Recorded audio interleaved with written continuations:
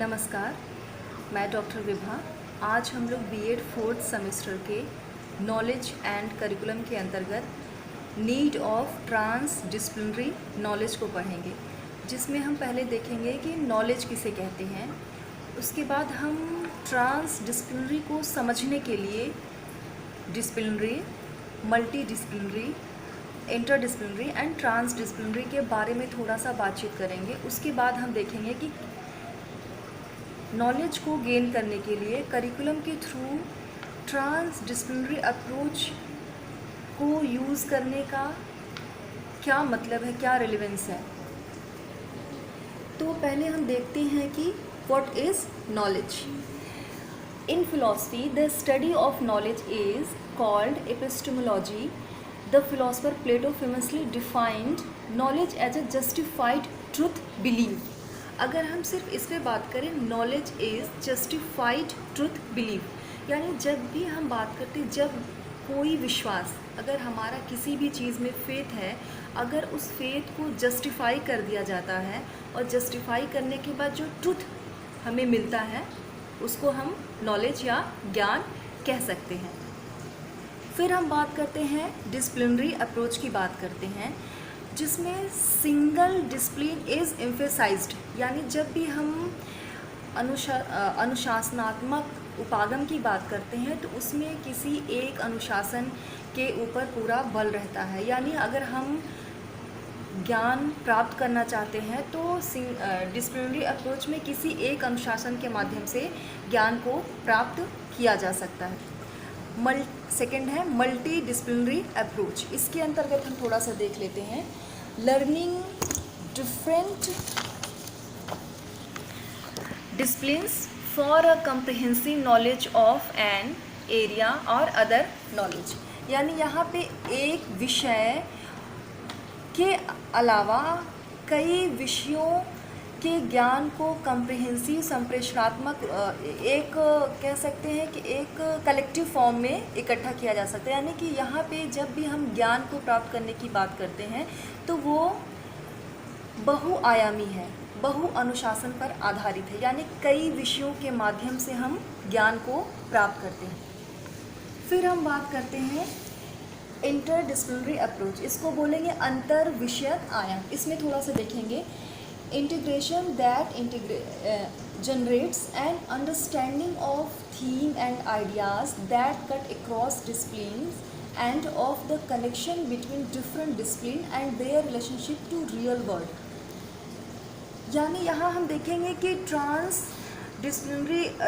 यहाँ हम देखेंगे इंटर डिसिप्लिनरी अप्रोच में कि एक विषय का अन्य विषयों से इंटर कनेक्शन है, एक विषय अन्य विषयों से संबंधित है और वो कहीं ना कहीं understanding of theme and idea की बात करता है, यानी इंटीग्रेशन की बात करता है और दो विषयों में क्या अंडरस्टैंडिंग हो रही है, क्या थीम है, क्या आइडियाज़ निकल के आ रहे हैं। यानी कि आप कह सकते हैं कि एक से ज़्यादा विषय या एक विषय दूसरे विषय से जुड़ के उसमें क्या कॉमन चीज़ है, क्या समझ विकसित हो रही है, क्या अंडरस्टैंडिंग विकसित हो रही है, क्या आइडियाज़ आ रहा है। उस आइडियाज़ को जब हम इंटीग्रेटेड करके नॉलेज, उससे ज्ञान प्राप्त करते हैं, उसको हम बोलेंगे अंतर विषयक आयाम। अब हम बात करते हैं ट्रांस डिसिप्लिनरी अप्रोच की बात करते हैं। इसमें हम देखेंगे कि transdisciplinary knowledge is the exploration of a relevant concept, issue और problem that integrates the perspective of multiple discipline in order to connect new knowledge and deeper understanding to real life experiences। यानी कि हम जब भी बात करेंगे कि एक से ज़्यादा विषय, मल्टीपल, यहाँ बात की जा रहा है मल्टीपल डिसिप्लिन,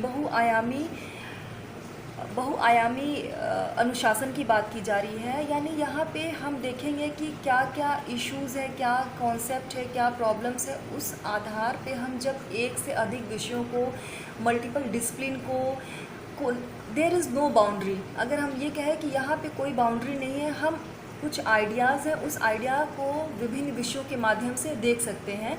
इसको बोलेंगे कि अनुशासन से परे की बात है। हम किसी एक अनुशासन में बंध के नहीं रहेंगे, हम अनुशासन से परे की बात है। और वहाँ पे हम अनुशासन से परे जब हम ज्ञान को लेने की बात करते हैं तो वहाँ पे बहुत सारे डिफरेंट आइडियाज़ मिलेंगे, प्रॉब्लम्स हैं, सबको हम देख सकते हैं।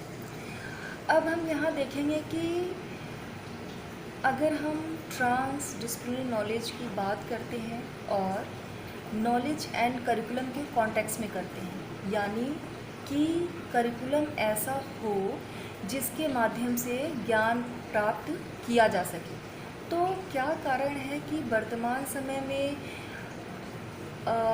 अंतः विषयक ज्ञान या फिर अनुशासन से परे के ज्ञान की बात की जा रही है। इसी को हम देखेंगे, जिसमें number 1, tackle real life problem, यानी कि कहीं न कहीं अगर हम देखते हैं कि कोई भी करिकुलम हमें इसलिए पढ़ाया जाता है कि उसको हम अपने वास्तविक जीवन में किस तरह से लागू कर सके या वास्तविक जीवन की समस्याओं को हम कैसे हल कर सके। तो अगर इस बात को ध्यान में रख के करिकुलम बनाया जाए या इस बात को ध्यान में रखा जाए तो कहीं ना कहीं हम ट्रांस डिसिप्लिनरी नॉलेज की आवश्यकता महसूस करते हैं। तो पहला यही है कि जीवन की वास्तविक समस्याओं का समाधान करने के लिए हमें अनुशासन से परे के ज्ञान की आवश्यकता है। दूसरा आवश्यकता हम देख सकते हैं, addresses the complexity of these problem by involving a variety of actors from science and practice and accounting for the diversity of their perspective।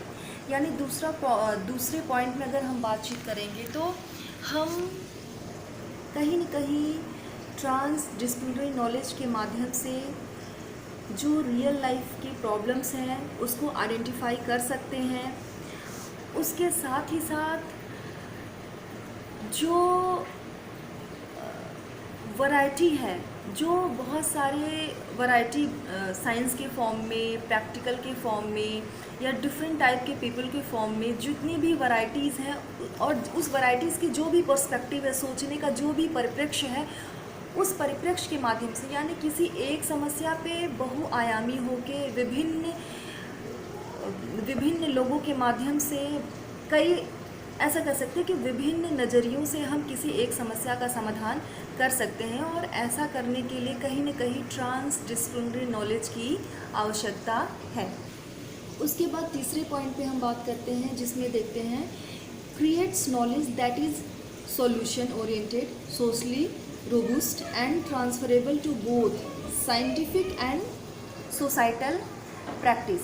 यानी हम बात करते हैं कि कहीं न कहीं इन प्रॉब्लम को सॉल्व करने के लिए ज्ञान को खोजना, क्रिएट करना बहुत ज़रूरी है, जो कि वैज्ञानिक और सामाजिक समस्याओं का समाधान करने में सहायक हो। इसके साथ साथ हम चौथा पॉइंट देखते हैं, जिसमें बात की गई है transdisciplinary knowledge co production encompasses synthesis through transdisciplinary knowledge integration. यानी कहीं न कहीं अंतः विषय ज्ञान के एकीकरण के माध्यम से हम जो भी समस्याएं हैं उसका समाधान कर सकते हैं। उसके बाद हम पांचवा और आखिरी देखते हैं, trans disciplinary knowledge co production refers to the entire process of joint knowledge production between experts from different disciplines, sector and decision levels, including joint problems formulation, knowledge generation, application in both scientific and societal practice, and mutual quality control of scientific rigorous, social robustness and practical relevance। यानी कहीं न कहीं हम अगर बात करते हैं कि ये जो ट्रांस डिसिप्लिनरी नॉलेज के को प्रोडक्शन की बात की जा रही है, उसके उत्पादन की बात की जा रही है, तो उसके उत्पादन में जो एक्सपर्ट्स हैं, जो डिफरेंट, जो विभिन्न आयामों के, जो विभिन्न कह सकते हैं, जो विभिन्न डिसिप्लिन, विभिन्न अनुशासन के जो एक्सपर्ट हैं, जो डिफरेंट सेक्टर से बिलीव करते हैं, जो नॉलेज जनरेट करते हैं, कहीं ना कहीं ये सब मिलकर किसी इश्यूज़ को सॉल्व करने में अपने डिफरेंट पर्सपेक्टिव से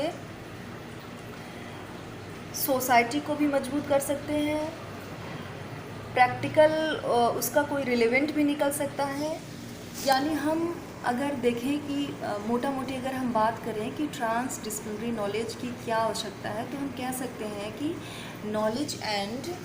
नॉलेज एंड करिकुलम के अंतर्गत जब भी हम नॉलेज की बात करते हैं तो 21st सेंचुरी में अब ज्ञान एक आयामी नहीं है। किसी भी चीज़ पर अगर हम किसी भी प्रॉब्लम को सॉल्व करना चाहते हैं, किसी भी प्रॉब्लम को जस्टिफाई करना चाहते हैं, तो कहीं ना कहीं हमें डिफरेंट डायमेंशन से, डिफरेंट पर्सपेक्टिव से उस पर बातचीत करना पड़ता है और उसका सोशल कॉन्टेक्स्ट भी देखेंगे, उसका साइंटिफिक इश्यूज़ भी देखेंगे, यानी उसके जितने भी पर्सपेक्टिव हैं उन सभी पे हमको बातचीत करके सॉल्व करना पड़ेगा। तो कहीं ना कहीं अगर हम एक 21st सेंचुरी में नॉलेज की बात करते हैं तो हम आसानी से देख सकते हैं कि ट्रांस डिसिप्लिनरी नॉलेज की आवश्यकता हम महसूस कर सकें। धन्यवाद।